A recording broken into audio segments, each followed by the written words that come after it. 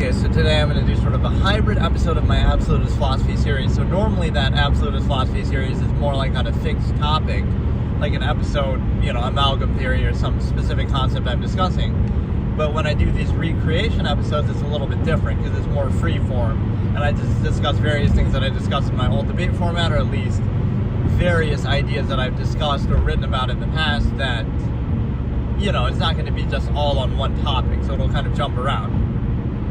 So let's look at two concepts here of kind of the influence fallacy.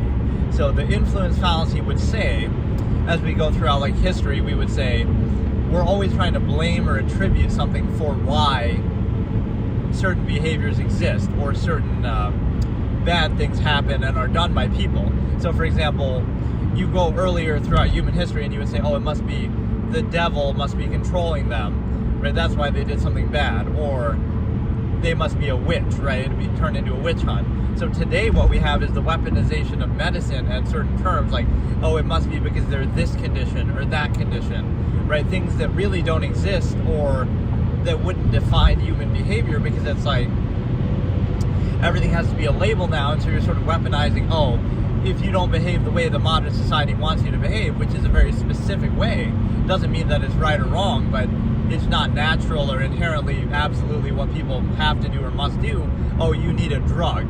So you need drugs to make you behave a certain way. Right, so why should you need that unless it's some really unnatural, imbalanced state? So everyone's trained a certain way by society, and every society believes that they're right. So you could be in China, you could be in the US, you could be in hundreds of years ago. So if you don't behave in some uniform way that society wants everybody to behave, one size fits all, you must need a drug to make you do that, right? That doesn't sound like a very credible basis, nor is that something defining about you, because, human beings can behave in a lot of different ways, right? There's not a one-size-fits-all, so just because you're trying to impose that on people and say that you have to behave this way, you must behave this way, you can't behave this way, that's not a real thing, right? So an absolutist perspective would be more like a harm-help basis. Like, if something is harmful and actually damaging, right, that might be punishable by law or something like that if you hurt somebody. Or again, if you do something helpful to other people, that's good. But there's this in-between of social contrivance where it's not hurting anybody, but it's still condemned because there's some preconceived notion or some social stigma associated with it. And so it enters into this arbitrary basis of, if you like to clean, you're OCD. If you, whatever. If you think freely, you have some other condition. All these labels, ADD, ADHD, all these things are sort of imaginary because, did people have that thousands of years ago when they were cavemen, Neanderthals? Did it stop them from being effective and surviving? Like, at what point you could say, natural selection might not favor that, but it doesn't. It's almost the reverse of that now, that we can kind of prolong our weakness, like things that might have prevented you from them surviving. Now everybody survives, so it kind of, in a weird way, that's what modern technology and society can do. It'll make us weaker because we can kind of, normally natural selection would prevent certain things from existing, arguably, right, certain weaknesses and illnesses or whatever, but now we overcompensate for them with our technology and with our society. So you see the weird implication of that. Because of our technology and society, and we protect the weak and we kind of prolong some of our weaknesses and hereditary things, now we might be weaker than ever before because we keep, we prevent natural selection by preserving everybody. So I can't blame people for doing that, but it's an interesting consequence of, no matter what level of weakness or inhibition we might have, we would always perpetuate it no matter what, because we have the technology to do it, because we have the resources to do it, right? Because there are so many people in general, right? And so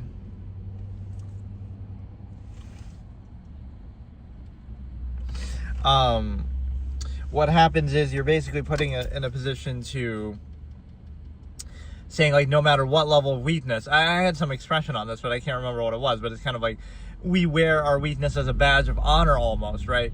So it's like, you can never, no matter what happens, like, we treat negative things like they're positive, or we take pride in them at some point, or we sort of, again, we perpetuate them So we can't call something that's objectively negative in a way, because, you know, we have this very human-centric, egocentric thing. So even our weaknesses we start to glorify, we start to, you know, defend or take pride in, and all of this. So it's kind of interesting. But on the flip side, again, everything is a label. Like, oh, if you like to clean, you must be OCD. If you like, you know, if you do any various human variable things that anybody can do and people have done throughout all of history, it becomes now a label that's sort of weaponized. So that's the fallacy of influence, that you're trying to explain away or label something that would just be basic human behavior, because you're trying to create like this uniform one-size-fits-all that everybody must behave a certain way and has to behave a certain way, but there's no such standard as that. Even beyond the realm of a functional basis, like, okay, it might be productive or useful, or if somebody does something harmful or criminal, that's different. But even then, it doesn't have to be under the auspices of a label to say, oh no, they did it because they're a human being, because human beings throughout all of human history have done bad things. But no, we try to attribute it, oh no, it's because of this label, they're evil, they're a sociopath, they're, like, it doesn't matter what you label it, it's like, they did an action. Can I try doing some beatbox? I'm not very good at that kind of thing, but I don't think I really could. But no, it's a situation where Canberra Transit speed runs. So I wonder if this is a guy who streams that. Does he stream himself trying to go on the transit in Canberra as quickly as possible? I don't know if I really can, but I know that's in Australia, at least, because my friend is Australian, but that's you, that's what you do.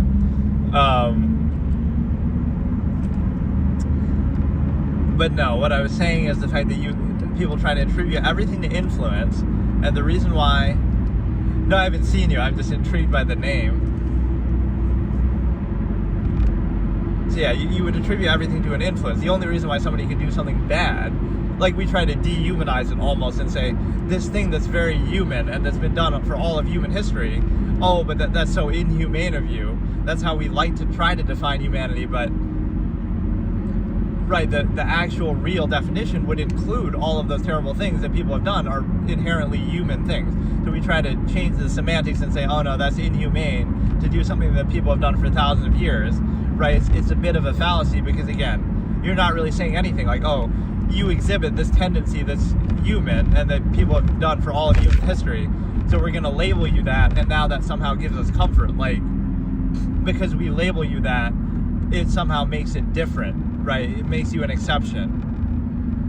Right, so you'd say, again, throughout history, you would have been called a witch, you would have been called all kind of other labels to try to discredit you if you behave in a way that isn't even necessarily harmful. It could just be different, right? It's just unusual. It could be, you know, you're self-actualizing, you're breaking the simulation, as we would try to say today. But that simulation is set up by human beings, and it's called society, as far as, like, again, the uniform behavior that we're expected to do, right? Just like that, and there's no exception to it. So right, if you're too free or you're too different, you're living out in the woods minding your own business, but we got to label that something. So, right, we just can't accept that. We have to kind of always overextend in society too much. So, yeah, you would be attributed to the devil made you do it, or, oh, you must be a witch, or you must be some other label like that. So even throughout, like, the 20th century, let's say, as technology and entertainment has become such a big thing, we can look at it that way. Like, at one point, the bad behavior of children was attributed to comic books or to rock music or to, you know, now it'd be, oh, violent video games or something like that, right? The internet. All these things that are being blamed for it, it's like the same things, the same bad behaviors that we point to, people have done in other parts of history when those things didn't even exist. So is it really the fault of that, or, right, we're just finding the new thing to blame, the new influence to excuse, right, but it's not really tied to that, right? Those tendencies exist in human beings. What you're really pointing to is the exposure aspect, like, well, we have to censor everything in reality and all influences from people, especially children, because they are much more suggestible. We have to censor all of that out of existence, so that people aren't aware of it or more likely to engage in certain tendencies that they otherwise might do, right? But those tendencies are inherently human still. So now it becomes a contest of how well can we censor everything around us to try to control human behavior.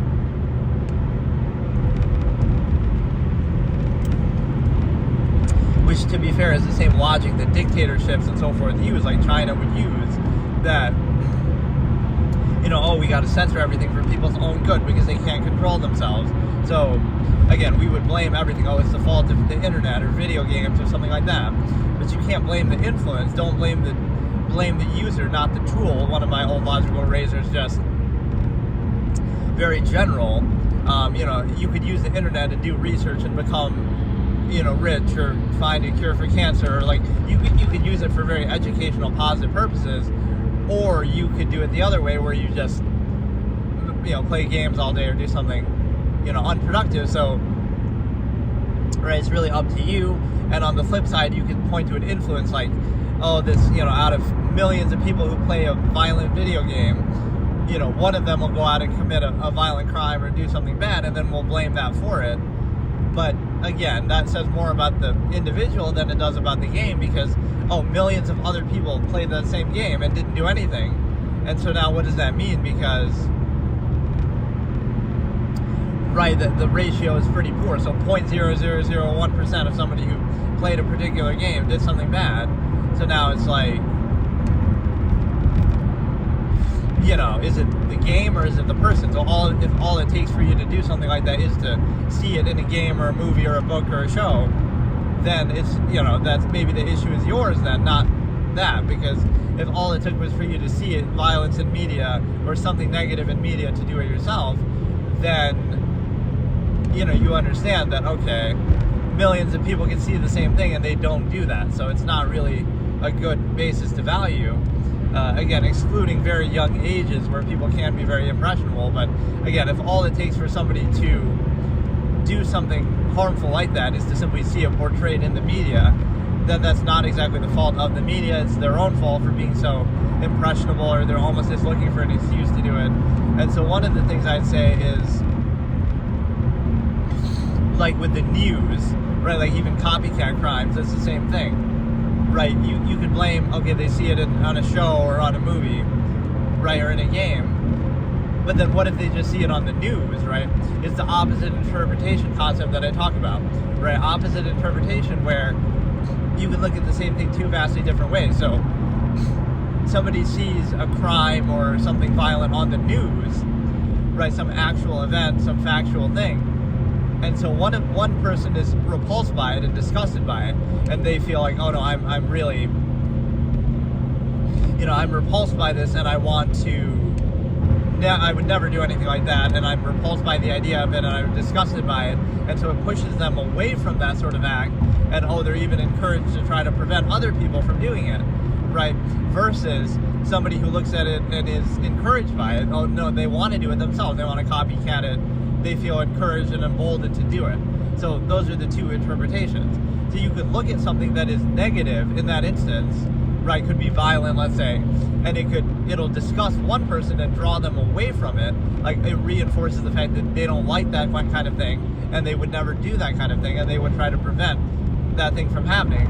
And somebody else looks at the same thing and, oh no, they somehow enjoy it, or they somehow are encouraged to do it. So it has nothing to do with what they're looking at. It has to do with the individual, right? That the accountability is on the person, that you could look at the same thing and have two vastly different reactions to it. So that says more about you than it does to what you're seeing, right? It says more about the observer than what is observed, right? One of my favorite logical razors actually from that format. But let's look at another concept that's similar, is the idea that somebody who's has some addiction, right? They'll say, oh, gambling addiction, or alcoholic and stuff like that, right? You could use that as an excuse and sympathy. Sometimes people say that, right? They'll say, oh, it's a condition and it's an addiction and they can't help themselves. But there is a certain problem to that premise, right? People can get addicted to a lot of different things, right? You can become addicted to sex or to, again, entertainment or whatever. So just because you can get addicted to something, think about the layers of human choice that go into it. Even though we can sympathize maybe with the end result, it's like you're doing something that's not a necessity, it's a luxury, right? Like a drug or a gambling or entertainment. These are all luxury items, luxury things that people don't have to do, and many people don't have access to in the first place. Like, many people are struggling to get their next meal, right? They're starving, but you have the luxury to go out and gamble and to do entertainment or to do drugs or whatever. So it's a luxury that you're doing. So not only are you doing a luxury that other people don't have the option to do, but now you're so free to do it, or you're getting so obsessed with it now that you become an addict, and now we're supposed to feel bad for you. Like, yes, in a certain sense we can, but at what point it's your fault for doing it in the first place? It's your fault for doing it so much that you get addicted to it, right? It's your fault that it appeals to you, arguably. Right, so at what point are those things all choices that you make? You don't have to do it at all, right? That's not a necessity. So at some point it's an odd thing, because again, you're doing something that would be considered a luxury, and now you're somehow turning into a victim from that you become addicted to a luxury that you didn't have to do in the first place, that would be a privilege to do or an exception to do, right? Not something you have to do. And so the other part of this is the fact that when people will sort of attribute influence behavior like that, they'll say the reason why somebody is antisocial is because they play video games all day, right? Instead of saying the reason why they play video games all day is because they're antisocial, right? It's the opposite. Not that they are antisocial because they do it because they're already that way. So like, it couldn't be a choice, like, they don't like other people and they don't want to interact with other people. That's their choice, that's their preference, that's what they want. So they choose to do something that doesn't involve other people. So it's not that that's to blame as an influence for creating that behavior, is that behavior is the reason why they're doing it in the first place, why it appeals to them in the first place. So I'll use the alcohol thing again too. It's like, this person is an alcoholic, and that's what makes them antisocial, that they just stay at home and drink all day. But somebody else could do the same thing, and they could be an alcoholic, but they use that as a pretense to go to bars and pick up chicks and be outwardly social. So it's not the addiction that's to blame. It's like you could do two vastly different things, right, with the same influence. One of them's using it as a pretext to be alone, one of them's using it to be social, and so it's not to blame for that. It was more like, why does it appeal to you, and why does it, why do you choose it in the first place? So it makes no sense to blame that. You say, this person's not social because they're at home playing video games all the time. That's why, right? That's to blame. So it's the blame of the games that they're not social. But what if it's the other way? What if the reason why they like why they play games so much in the first place, or why they choose that over social interaction, is because they prefer it, because they like it, so that's their choice, and they dislike, let's say, the social interaction. So again, it's this sort of false duality of preconceiving their intent. Like, they should be social, or they should do this, and so if they're doing something different, you have to ask yourself, like, why did they prefer it in the first place? Maybe what you're expecting them to do, like the social interaction, isn't as appealing or all it's cracked out to be. And so but no, we got this guy speed running in real life, public transit in Australia. I just always wondered what people do with this IRL type stuff, which, again, doing what I'm doing is pretty low key. It's like, I don't like to do face cam or anything like that, but to me, I don't really see what's so special about it. Like, I'm not doing anything really that interesting, but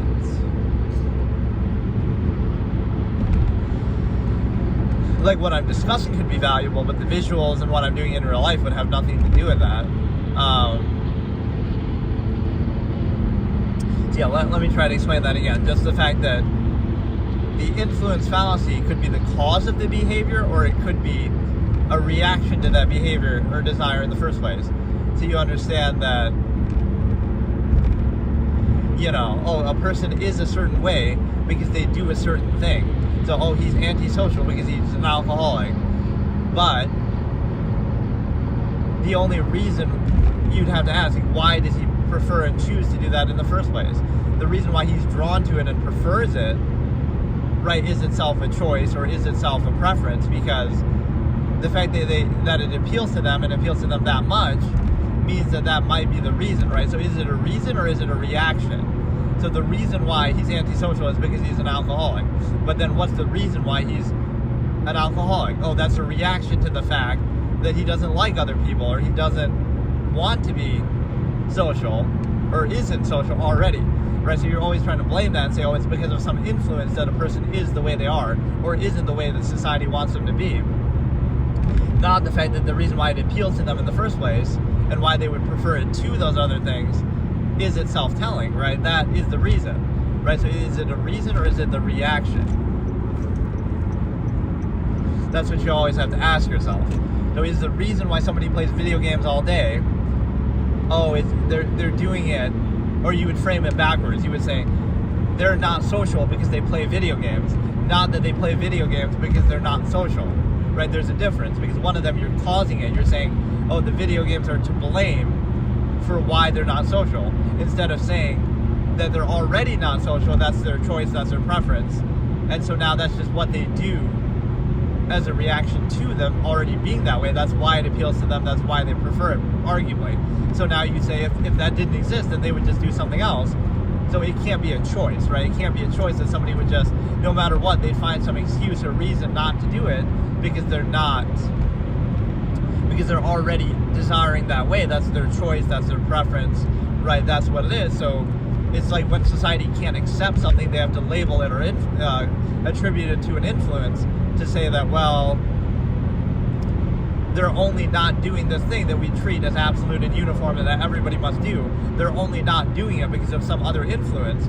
But then that doesn't reflect badly, like, well, they're not doing it because they prefer that influence over doing it, and they think it's better, it's more enjoyable. So now what? Like, let's compete directly. Maybe they're playing games and they enjoy that more than interacting with stupid people, so they prefer it. So doesn't that reflect badly on what you're doing then? That you have to blame it's like the internet, right? Would somebody rather be on the internet all day or interacting with people in their local environment every day? And the whole irony of that is, even on the social level, the internet would give them more options instead of talking to people in the local area that they have no choice but to do because they're limited by geography. They can talk to anybody all over the world. So even by the same process, it would be a superior form of the same thing. Or even beyond that, they have access to every, like, let's make the comparison directly.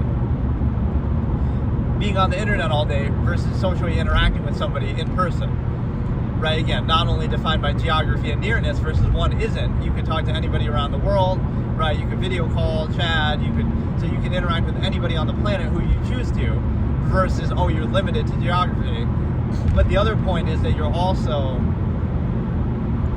all of human knowledge and history and creative works and, you know, information at your fingertips, right? All the collective human everything, achievement, art, knowledge, history, you have it all at your fingertips, versus, oh, you're limited to this narrow, person or people around you. So which is better? Anything that those people can say or do, right, you could find the same thing in spades online. You could find it in excess, like, oh, they'll say something interesting, but you could have found something more interesting that somebody said in the past online.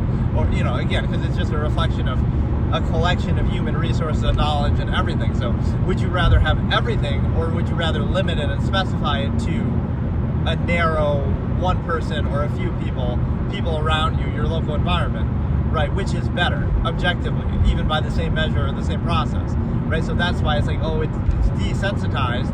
Yeah, like a higher quality will desensitize you to things that are lower quality that you had to settle for before. Right, having options and standards and resources and, freedom, those things will desensitize you to what is used to control you.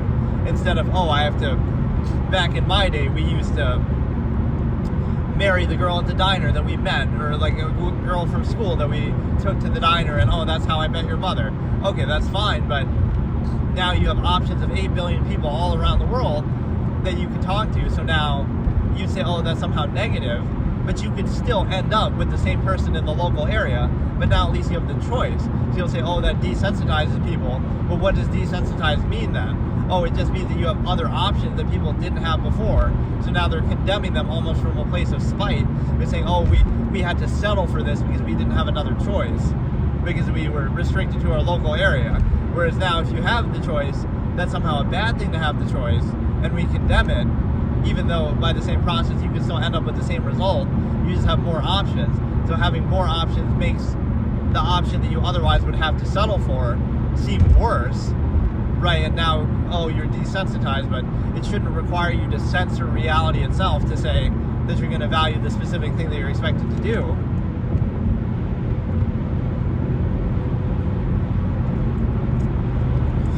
And so you understand that you have to pose a false absolute to value something, to appeal to the ego, to specify an inherent larger process like the stimuli acme. So what you have to understand is that that's what sometimes that word means when people use it, is desensitized. Is like, yes, you're desensitized to human interaction by having the internet, because the internet encompasses more human interaction that you could ever have. First of all, you can talk to anybody around the world, so that, why wouldn't you prefer that? It's objectively better by the same measure, the same standard. Or even just, you have the whole collective knowledge base of all of human history, right? Every book, every resource, every movie, everything you could possibly want. So by the same measure, you have more options, but somehow that's a bad thing, right? This sort of antiquated mentality. They're like, we should just settle for what's around us and treat it as an absolute and pretend it's an absolute. That's where, things like love come from, right? It's a cognitive dissonance trap to say, it's love and it's meant to be and it's your soulmate. Out of 8 billion people in the world, what are the chances they happen to be in your immediate local environment, in the same school as you, the same job as you, but, same local environment? Because you pretend it's absolute because you don't have the other choice. Right, like, you can't, have you interacted with all 8 billion people on the planet to be sure that that's the only person or best person that you would be with? So posing it as a false absolute is a problem, because it allows you to, right, kind of be at peace with what otherwise you wouldn't be able to specify or limit yourself to just one person, or, I don't know, it's kind of a baseline fallacy that just, you pose something as an absolute so that you pretend like you don't have other options or you don't want anything else, right? So you have to kind of trick yourself almost. So it's not really a function of the self. You're kind of tricking yourself to do something that, again, it's easier for society to control. It creates maybe a better family system, but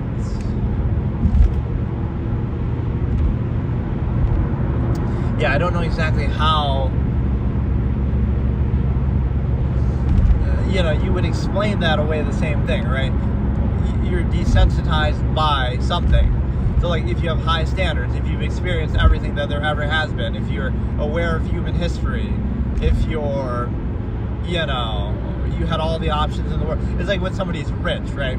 Somebody's rich, like Leonardo DiCaprio's rich, and he gets to date all these younger women that ordinary people wouldn't be able to do, or something like that. And some people would say that's the whole point. Like, what point is there in making millions of dollars if you can't engage and indulge in things that ordinary people wouldn't be able to do, right? That's part of the point. Not just for the money's sake, but for the privilege and the, opportunity. So the problem with that, though, is certain things are condemned, not because people wouldn't want them, but because people don't have access to them. So then we take some gratification in it. Like, maybe that's what you would want too. You can have anybody you want, or, whatever, break some social norms. And you're not necessarily hurting anyone in doing that. But, the mass of people is taught to, no, we condemn that. It's a bad thing. Even though if you were in that position, you might want it too, and you might do it too. And in your position that you're in, you might want that too. Like, you might want to have, let's say an open relationship is condemned, right? And it shows you sort of the insecurity of society that has to condemn that, because they don't work, open relationships don't work. But single partner relationships don't work either, because there's 50+% divorce rate, right? So those don't work either. But no, you have to say they don't work, because if you recognize that they did work, then maybe you want that too. So you have to pretend it's a bad thing, right? Anything that's free or outside of the typical social norm, you have to pretend it's a bad thing so that you don't feel tempted to do it yourself, or so that it doesn't trigger your cognitive dissonance with what you're forced to do, or what you're pressured to do, basically. So, right, with the open relationship, it's like, you're a millionaire and you have, this sort of promiscuous lifestyle, but you're perfectly happy, it's all consensual, everything's good, So because you have the resources to do it, now you can get away with doing it, or it's fine to do it. But if you don't have the resources, the ordinary person would condemn that and say, oh no, I wouldn't really want that, or oh, that makes them a bad person. You're only saying that because you don't have the resources to do it yourself, not that you ultimately wouldn't want to or potentially want to. And so now you see that right, it's a trick of gratification to say, oh no, I feel like a good person for not doing something that, you know, you would really want to do, that you just don't have the option to do or the freedom to do. Right, so that's often what is condemned. We're condemning something that, you know, maybe you would want, or you'd at least want to have the option for doing it. And so, right, and again, like the open relationship thing is a good argument too, because it'll be condemned, but so what if it does work? Okay, here's one example of it working perfectly and everybody's happy and it's just amazing. Then you might question your own relationship and say, oh, you know what, maybe I don't have to restrict it now. So that's like an absolutist baseline tendency, is that you do something so well that it removes the need for everything else. Or not even so well necessarily, but just, right, you do a process fully, so like self-governance. You don't need society because, oh, you'd be fine on your own. So now all the things that inhibit you in society, you question that, right? Like, oh, you don't need it, but you're kind of forced to endure it anyway. Hey, Ola, how's it going? So yeah, that one part of influence is very interesting. The fact that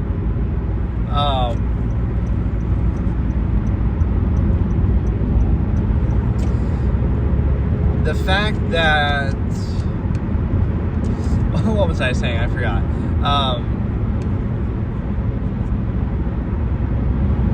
It's like there's a few layers that you get to. Oh yeah, like the options and freedom of, oh, like, oh, you pretend like you don't want an open relationship, or that you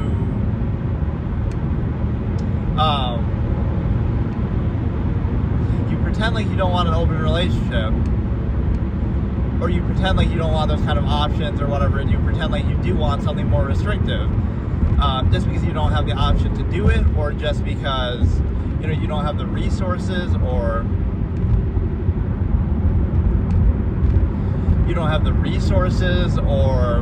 the opportunity. So you, instead of just recognizing like, oh yeah, I would want that, but I just don't have the means to get it, you'll pretend like, oh no, it makes me a good person for not doing it, and it would be bad if I did it. Right, that's kind of disingenuous. So again, you have to pretend like, oh, something doesn't work, or that you don't want it just because you don't have it or you can't have it. And you pretend like, okay, I want to be restricted to only one person to be with. Right, even though in your local environment. So it's the way you have to do these mental gymnastics to kind of rationalize that. Yes, I want to be restricted to only one person, and that one person happened to live in the same geographical area as me. And that's the absolute, and I'm going to be with them forever and base my whole life around it. This little half-mass hedonism that we do. So the problem with that is that, right, you can kind of see the cognitive dissonance right there, because you have,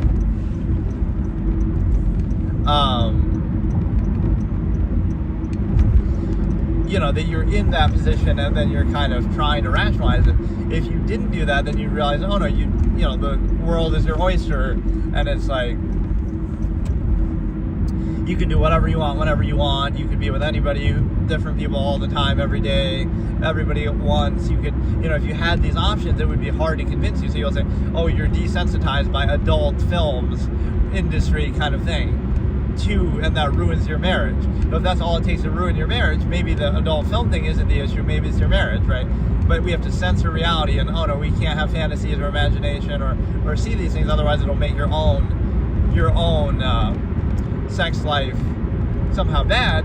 But that just reflects a flaw, right? You're blaming the influence, but you're not recognizing maybe there's some limitation. You're restricting yourself to only one person, and now you're seeing all these things that you might enjoy more,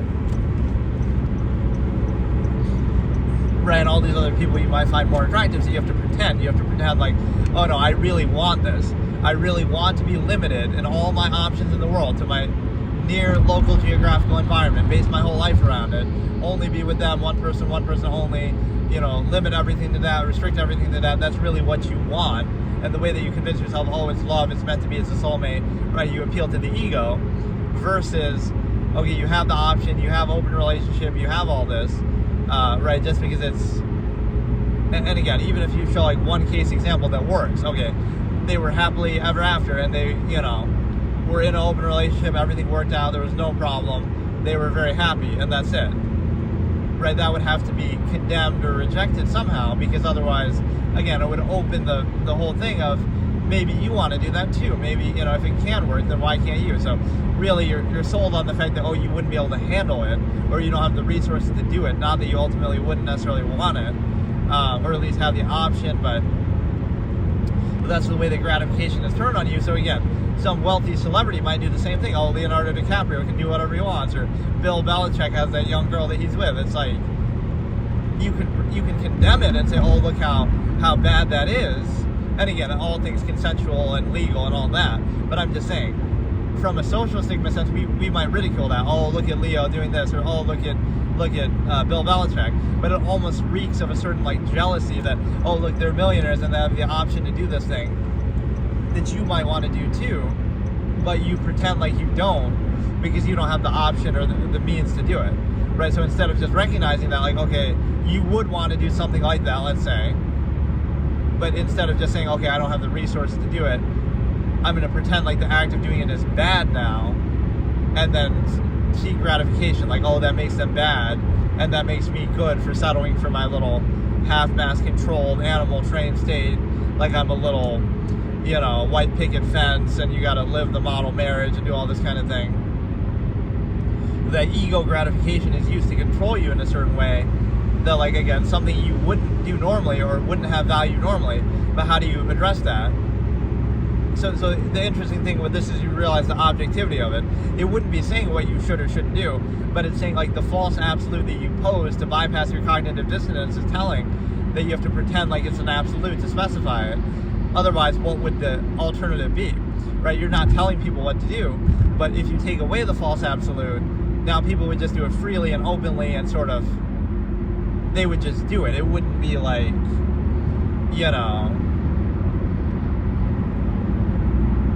it wouldn't be so limiting, right? So that's the thing. It's not that your objectivity doesn't make a claim, or it's not telling you what to do, or even what not to do. It's just observing. If you didn't restrict yourself using a false absolute, now look at the reality around you and then decide for yourself what you want, right? Whereas contrivance would be more limiting, like, oh no, you have to do this one thing only, and if you don't, then, it's somehow a fault or an inability of yours.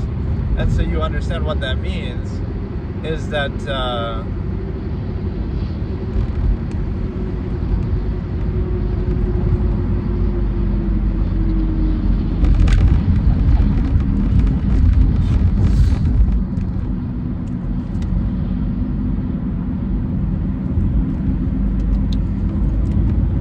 right, there's a lot of pretense with that, and so basically this was almost suitable to be an episode, because I was just talking about the influence fallacy the whole time, so that could have been the name of the episode.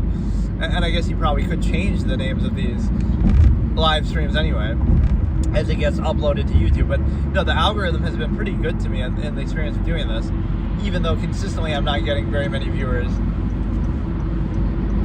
It's at least throwing people in there more, like, occasionally I'll see that oh, it jumps up to like 10 viewers, and so they're at least giving you some algorithmic boost here and there, like as people are scrolling through YouTube and stuff like that.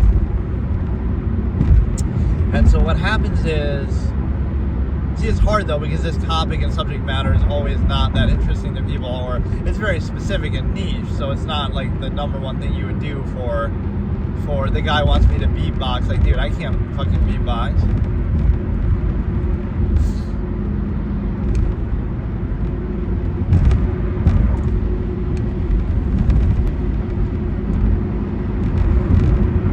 Yeah, but to put a wrap on that, again, you pretend you want something just because that's what you're forced to do in your local environment.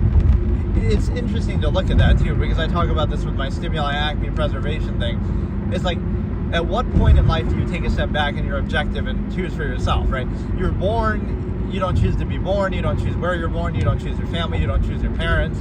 So now you get to a certain age and everything is framed in false duality, like, oh, you're rebelling against the system, against this and that. Yeah, you're rebelling against something that you didn't choose, that goes against your natural state, like, of course, like, you got to overcompensate for adequately train an animal a little better, right? That's fine, but you got to understand what it means is that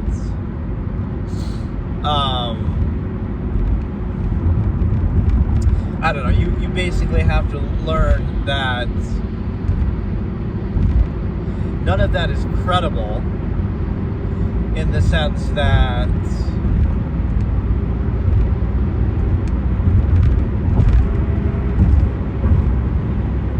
you're just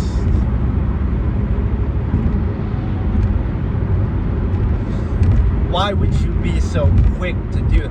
Like you would reject and neutralize all that, and that might seem like an outward negative thing, but it's not. It's like things you didn't choose, you're gonna treat neutrally, not negatively. It'll seem negative because you're expected to place undue positive emphasis here. All emphasis is undue emphasis, one of my expressions, but like you're expected to do that, but you're just treating it neutrally. Okay, you didn't choose your family, so it doesn't mean you hate your family, but you don't give them special treatment, so now you treat everybody equally. Okay, the human family, amalgam theory.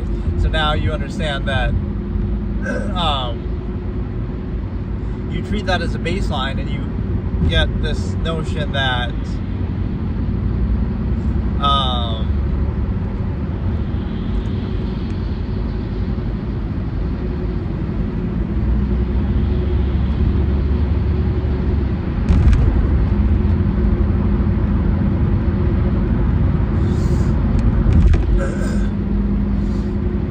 expected to do that, right? Nearness postulate, basis of value. So what I always point out here is that there is no actual basis of value. The only basis of value in the world is the non-basis of self, and everything is secondary. So you say, why do you love your family? You might think, oh, it's because they're so nice, but out of all 8 billion people in the world, couldn't there be somebody nicer, or this or that? So it's because of your exposure to them, it's because of your nearness to them, your proximity. So the real basis of value is actually yourself, right? Yourself and anything you experience is therefore more valuable for that reason alone. Right, so if your family was somebody different, you might value them for that reason. So it's an interchangeable basis. Sure, there's positive and negatives of how they might treat you, but it's like the basis is ultimately you're insisting upon something you didn't choose, right, and treating it as though it's absolute. So at some point when you're 10 years old, 15 years old, self-actualize from an inherent base state, and you can say, okay, let me equalize and neutralize something I didn't choose, and then I can decide for myself what my base of value is. Right, and so what that means is it seems outward, but it's actually not, because you're reacting to all these things you didn't choose. And so, again, being indoctrinated in youth before you can critically think for yourself, which in any other context we would look at that negatively, like, oh, World War II Germany, they did something like that, right? And I won't say what it was, but it's like, so we're judging it more so by the results or the process, not looking at the process, but we would question that, like, oh, you shouldn't need to do that if what your society is a sound process. So you're creating this very trained state in people that they didn't have a choice in, and then they choose to self-actualize or do anything different. Now we're gonna say that somehow rebelling against this false absolute that you saw how it was created, you saw the origin point, so you know it's not absolute, but yet you treat it as though it is. So that's kind of the fallacy. And then you also have the ability to recognize that, just getting back to that original point, it's the fact that you don't understand that, like you'll jump into it, right? You'll jump into and overcompensate for things you didn't choose.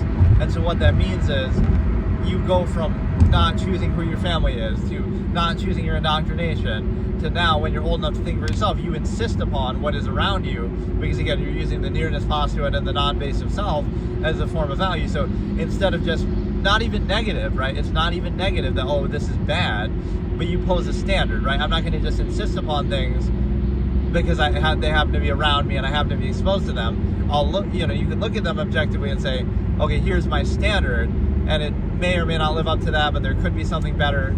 There are better things in the world that you're aware of. So you could have that standard from an inherent base state. So it might seem negative, like, oh, look how negative you are about your local environment, but you're forced to be in it, or you happen to be in it. That doesn't make it absolute. That just means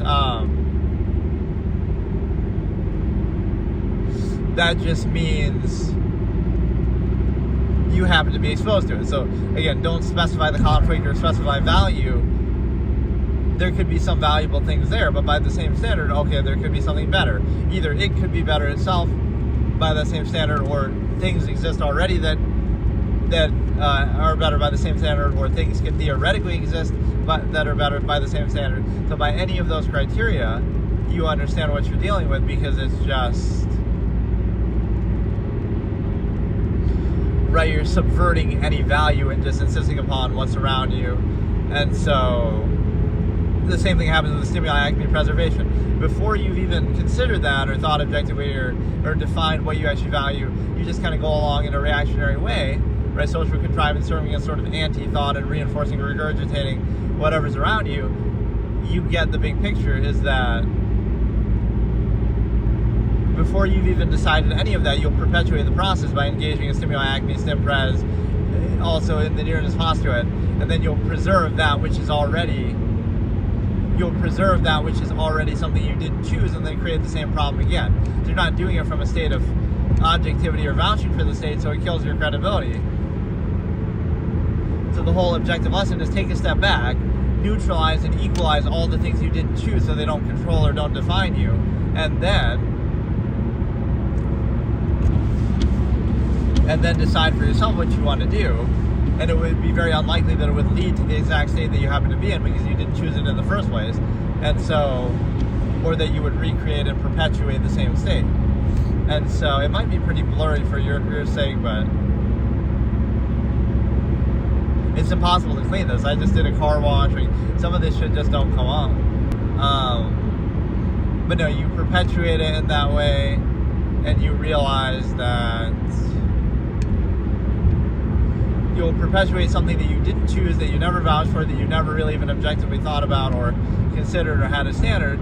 So you see this indignant insistence upon the ego, in the sense that neutrality will be posed as a negative, right, in this way, everything framed and projected a certain way. And so you get the fact that you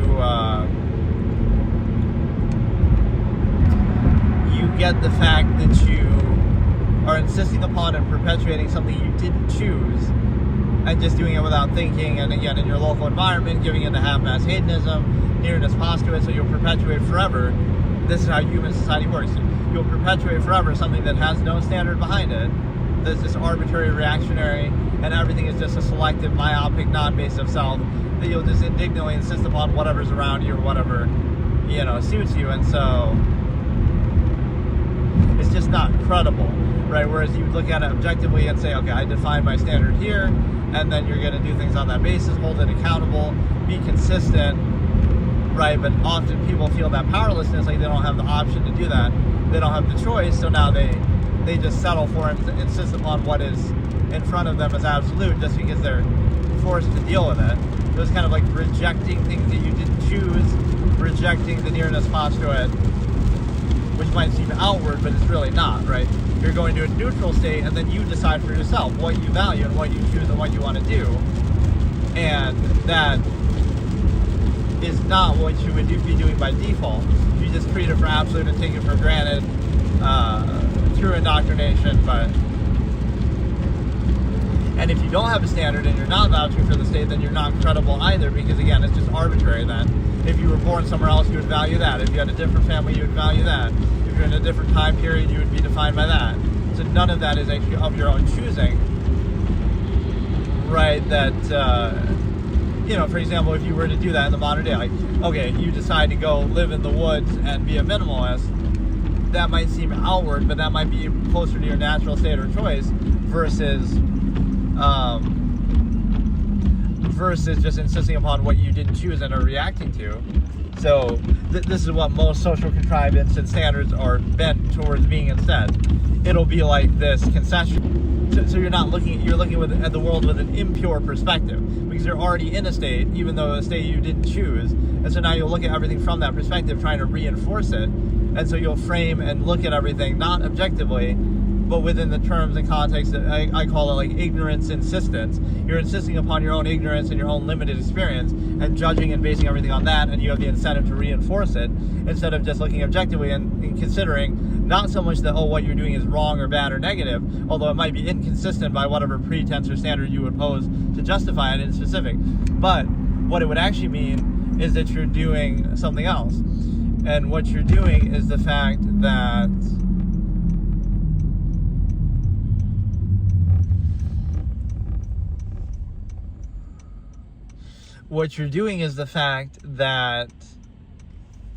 you're specifying it. So what you do is you observe the flaw of something.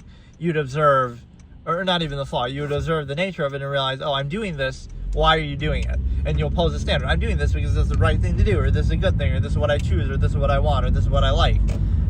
Instead of, by that same standard, if you held it accountable, there's countless other things you could do that also apply to that standard, maybe even to a greater degree. And so now you understand that, right, it's the non-invasive self, it's exposure, it's the nearness. And so now you get the big picture that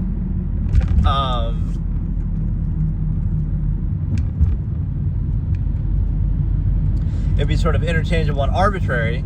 So you bypass the standard itself, and you also say that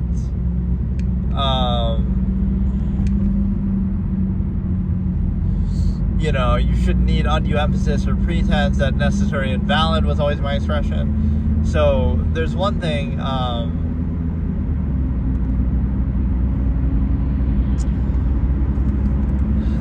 that I would say, which is basically like,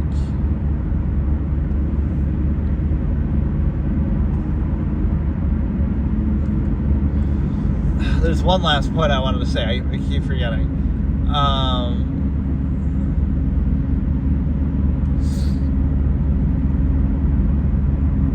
It wouldn't be, see, that this is the thing with objectivity. It wouldn't say that, oh, what you're doing is wrong and you should do this instead. It would hold it accountable to a pretense or a standard that you yourself pose, and it would often be inconsistent and invalidating, right, to specify something that does that. But more than that, it would reveal to you everything else in existence, in reality, in the world. So it would be more like, how can you limit yourself to just this one thing as opposed to everything else? So it wouldn't be saying you shouldn't do what you're doing or you should do something specific.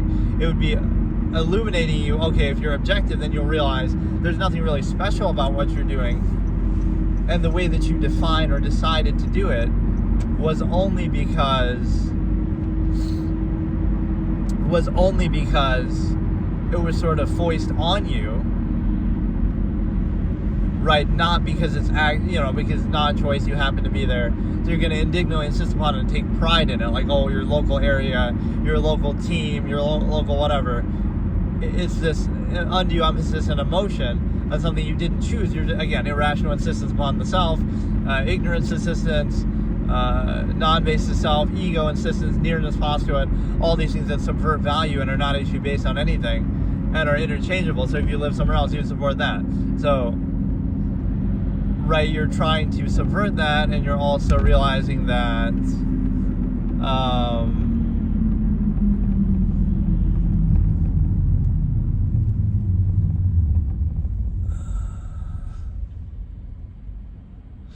I don't know, you're basically realizing something very intrinsic, that is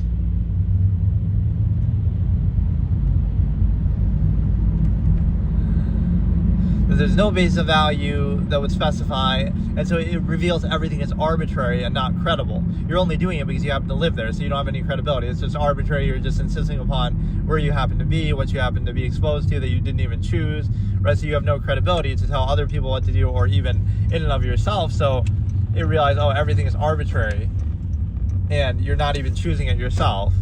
And so that's what objectivity would shut down. It wouldn't necessarily be telling you what to do or what not to do. It would just expose what you're doing as, oh, it just happens to be a result of that, right? Something you didn't choose. And then also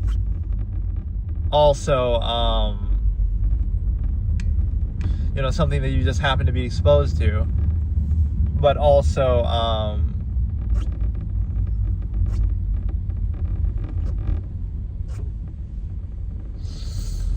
it's also one other thing, which, hold on.